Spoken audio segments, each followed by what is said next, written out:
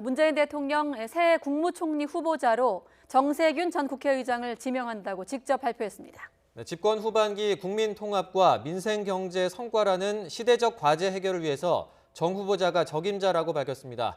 청와대 연결하겠습니다. 김도원 기자.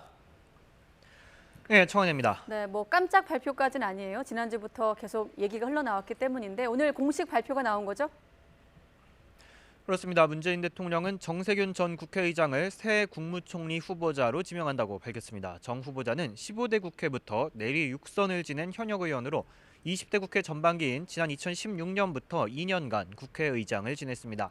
또 쌍용그룹 상무를 역임했고 참여정부 때 산업자원부 장관도 지냈습니다.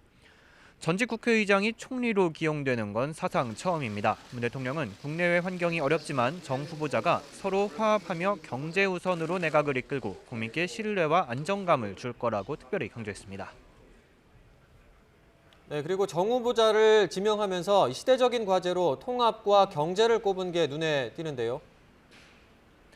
그렇습니다. 문 대통령은 국민의 힘을 하나로 모으고 국민이 체감할 수 있는 민생과 경제 성과를 이루는 게 시대적 요구라고 밝혔습니다.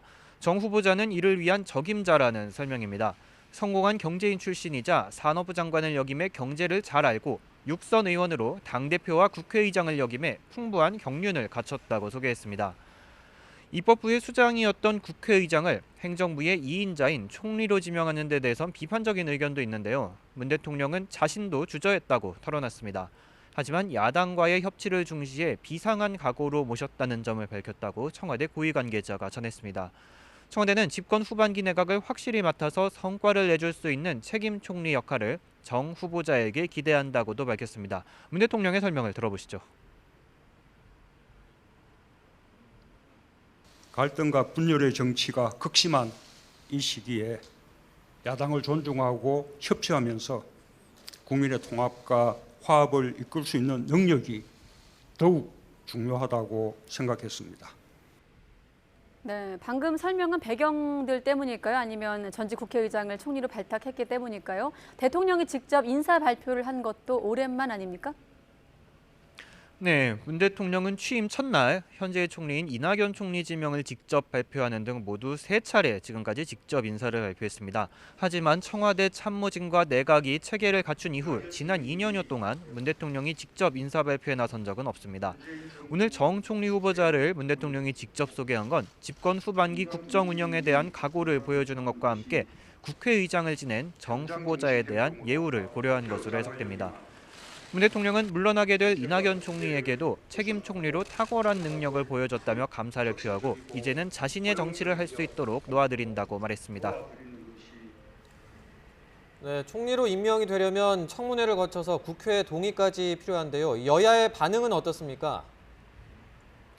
네, 여당인 더불어민주당은 환영한다는 입장을 내놨습니다. 이재정 대변인은 정 후보자가 역량을 10분 발휘할 것으로 기대한다며 야당은 인사청문회 절차에 적극 협조해달라고 밝혔습니다.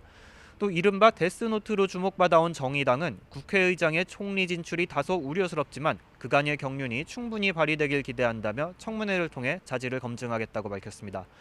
반면 보수야당은 전직 국회의장이 총리가 된다는 점에서 강하게 비판했습니다. 자유한국당 심재철 원내대표는 국회의 최고 책임자가 대통령의 하수인으로 가는 건 국회의 자존심을 무너뜨리는 일이라고, 또 바른미래당 강신업 대변인은 입법부를 행정부의 수하로 만드는 것과 같은 매우 부적절한 처사라고 강력히 비판했습니다. 지금까지 청와대에서 YTN 김도원입니다.